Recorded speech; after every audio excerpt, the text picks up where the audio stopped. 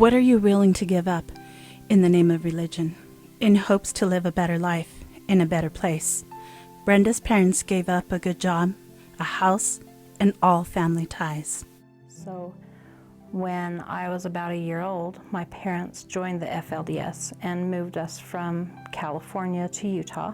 And so the FLDS was all I ever knew.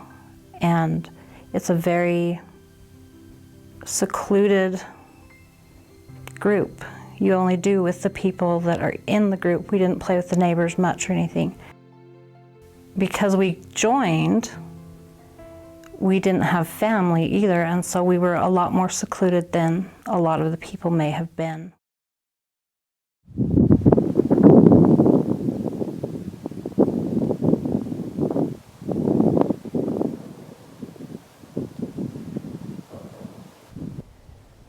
How much are you willing to endure?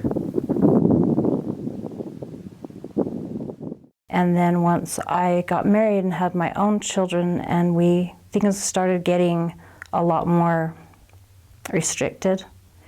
And at one point they had us move to Las Vegas, and we lived there for about 5 years. The women and children were not supposed to go outside. You weren't supposed to be seen. As restricted as my childhood had been, it was nothing compared to what my children were going through. We were allowed to do so little.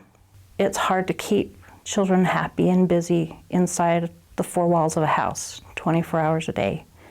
It started to be more and more of a struggle for me because I thought, this is no life for my children. How do you convince yourself to keep moving forward, to stay on the straight and narrow without question or hesitation? I watched my children be stripped of the joy of childhood. A lot of that I felt like, well, this is temporary. Any day now, we're all going to go to Zion and there'll be freedom. There won't be these restrictions. We have to have these restrictions because we're living around these wicked Gentiles. But when the edict came out that if you weren't found worthy, you couldn't keep your worthy children, it was a line I refused to cross. Brenda was fearful of losing her children. She could trust no one. But it took time before I even dared voice things to David. You don't know if they might report on you. If they don't agree, they could tell the church authorities, and the next thing you'd know, they'd just take your children. You may be asking yourself, how is all of this possible? The truth is, this did not happen overnight. It took many years of isolation and homeschooling children, the future parents of a congregation, to reach this point. And I was homeschooled until the 7th grade. I started school at the church school and went through high school. They didn't teach you the real versions of history. The church dogma was in everything. Every class was designed to push the church ideas. The pictures were changed in the books. So really your entire life became what they told you. That was all you knew. Lessons on even like vocabulary words to use.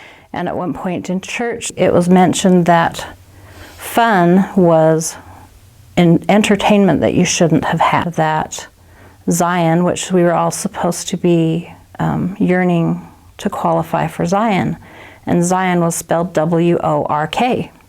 You shouldn't be having fun.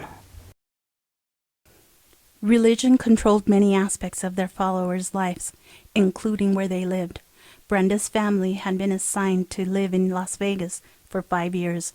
When they returned to their hometown, the changes that had taken place were unbelievable. They had taken down all the basketball standards. Now there's just the backboards with no hoops. I would go to my father's house, and he had little girls, and they would take a piece of firewood or a brick or a can of soup and wrap it up in a towel and carry it around like a doll because they wanted to have a baby. Their whole lives they were told that the only ambition a girl could have was to be a mother in Zion, and yet they weren't allowed to practice and have a doll. The control and manipulation of people's lives did not end there. It went a step further. I think it was mid-2011 they started talking a lot about the United Order. And it was something we'd been taught about in church and at school. It was like more communal living, where everyone gave everything they had to the storehouse, and then you would get back only what you needed. You had to make a detailed list of everything you owned, including like your rubber bands for your hair. And once a month you turned in a new list where you had counted, and you had to account for the differences in the numbers. And the bishop would decide what you could keep and what you didn't need. And they reached a point where they said, if you have anything in your home that you haven't used in 2 weeks, you don't need it and you should turn it in. The church had a building full of stuff donated by thousands of church members. You would think no one would go without. You know, there were women that were going to have a baby, but they didn't need their baby stuff immediately. And they would turn it all in, and then when they had their baby, the storehouse would tell them, oh, we have nothing for you. The prophet informed his followers the Lord had given a deadline of January 1st to be found worthy. If found not worthy, you were no longer a member of the church. And for people that don't understand what that means, that meant that your marriages, your baptism, all the things that matter in the church, it was over. It was null and void. People were required to write confession letters where you told everything you had ever done wrong, and then you would go at some point to be judged whether or not you were worthy. On December 31st, 2011, Brenda's family was called to be judged. It was very hard for her family to wait for a call with their verdict. When the bishop's office calls and says, we want to talk to your daughter, we have a message for her, she and 2 of your sons are worthy and they need to come get their ordinances done. And we were terrified that they wouldn't come back, because part of the idea that they let you know is that once you were part of this united order, you belonged to God. You were church property. Families were being torn apart. The worthy would go to one church meeting, the unworthy to another. And where we weren't found worthy, we didn't know what they would do. So my husband took them up to get their ordinances done and waited in the van until they came out, and that took till after midnight. But even immediately it started affecting our family, because we had the 3 who were worthy who had all these assignments, and if I asked them to do something, oh, I can't because the church tells me I need to do this other thing. Some of us, we had the one meeting, and then I'd come home and get the rest of them ready and send them to their meeting. But it got to where I'd send them off to meeting and make dinner, and 4 hours, they still weren't back. 6 hours, they still weren't back. We'd go drive by the meeting house just to see if there were still cars there or if they had all disappeared. All of that really started tearing the family apart. One day, Brenda noticed there was something going on with her worthy children that was seriously wrong, and convinced her daughter to talk. One day my children came home from their meeting, and we had dinner all set up, and the 3 of them sat there at the table and just stared off into the distance, and they wouldn't eat. And I asked them, is everything okay? And they wouldn't really talk to me. But I knew them well enough to know that something was seriously wrong. Something was really, really bothering them. And so I finally convinced my daughter. I talked to her and I told her, I know that they've told you that you have to keep sacred things secret. And I know that that means that, they've told you can't tell me what they say in meetings. I says, but I want you to understand that if you go to church and they ask you to do things that you're not comfortable with, or they tell you to do things that you just can't feel at peace with, you can come and tell me. And she says, I can't. They told me I can't. And I said, you can, because what they told you is you have to keep sacred things secret. If it was sacred, it wouldn't feel wrong. And so if it feels wrong, the rules don't apply. What her daughter said next was to change their lives forever. She finally broke down and told me that they had announced in church that the Lord had said that those who were worthy were no longer allowed to live with those who were not worthy. And so they were going to start a cleansing process where they would take children out of unworthy homes and put them into a family that was worthy. And she says, so I guess this means we don't get to live with you guys. And I didn't say anything to her, but I was like, oh, hell no, I don't think so. The following Sunday, during church meeting, it was announced the worthy could no longer live with the unworthy, and fathers could no longer provide for their unworthy family members. I went to my meeting, and they then announced anyone who was worthy could not let one penny of their money or any of their belongings go to the support of the unworthy, and that fathers that were worthy needed to help their unworthy wives and children find jobs and ways to support themselves because they could no longer support them. The phrase was used, this is going to be like the biggest game of fruit basket upset ever, while we take people and move them around. And that we needed to get this done quickly and efficiently so we could get the flow of money going again. This news had upset many mothers, but not Brenda. She had gone along with many other things because they weren't hurting anybody. This will hurt my children, and I won't do it. I could hear all these women in the room behind me just weeping and crying their eyes out, and they were just uncontrolled because they knew they were going to have their children taken away, and they believed enough. They didn't think they had a choice. The thought of someone taking your children away terrifies and motivates you. And I remember making the statement, if that's heaven, give me hell.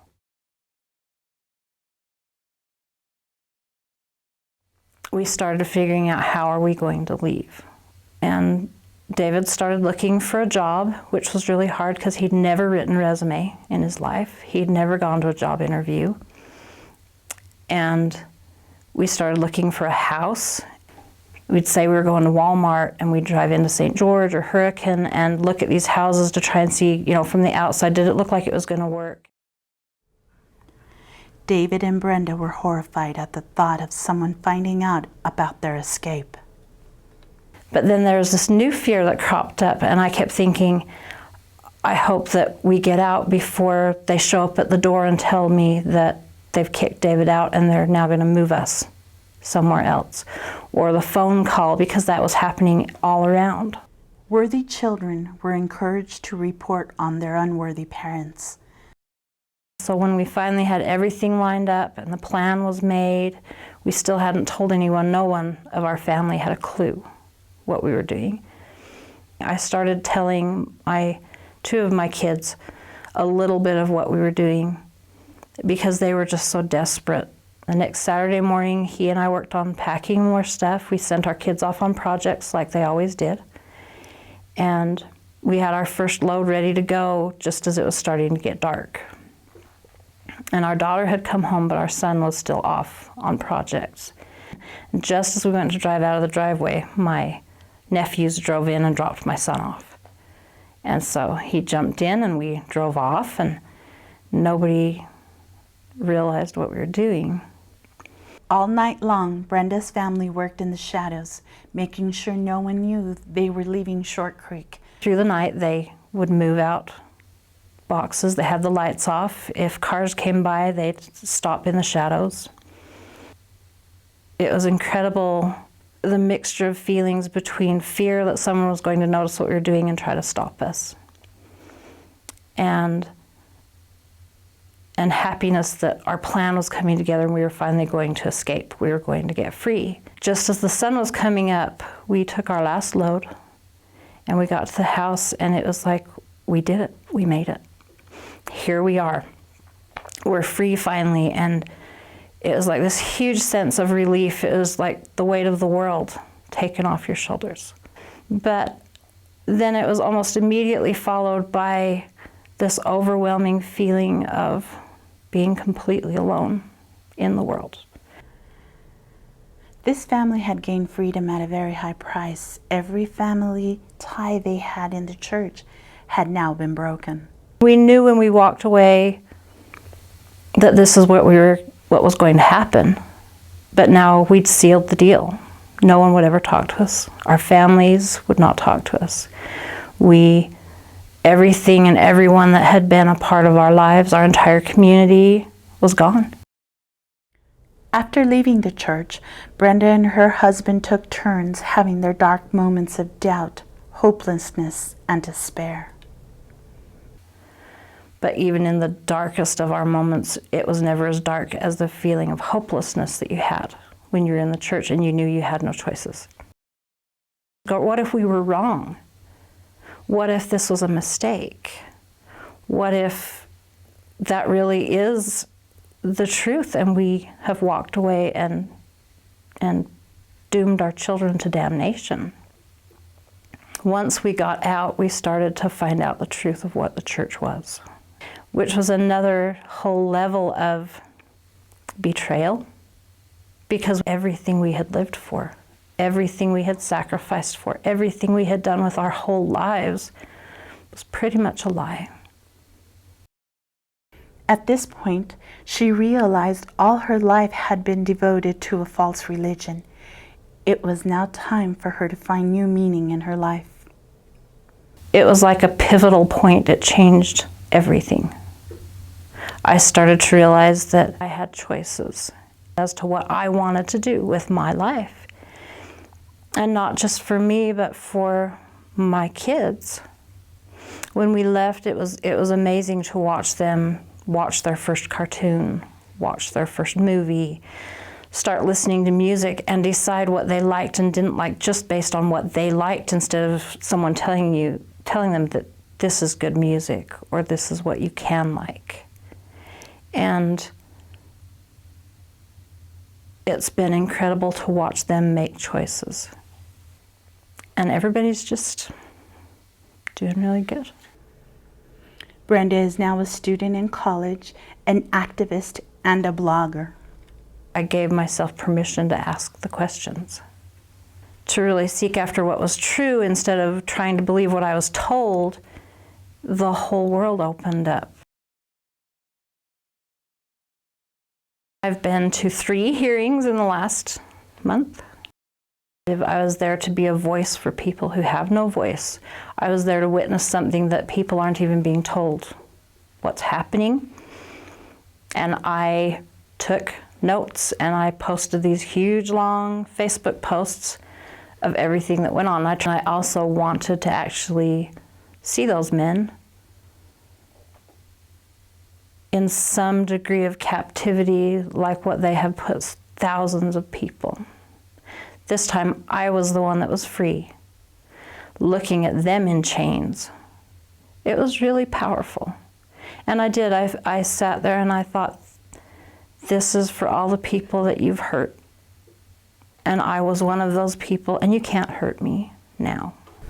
Her family's brave decision to escape had finally paid off. I can remember feeling happy for the first time. I always thought I was happy. I believed I was happy. This is where I wanted to be. This is my choice. And it wasn't until we escaped from that your mind finally opens up to realize you never had a choice. I had never known what happiness felt like. And it was the most incredible thing when it's almost overpowering when you actually feel free and happy. And I thought everybody should feel this way. I would love to see my mother get out. And I know that this may not be enough soon enough. But if anything that I can do helps somebody's mother, somebody's sister, somebody's family, then it's all worth it.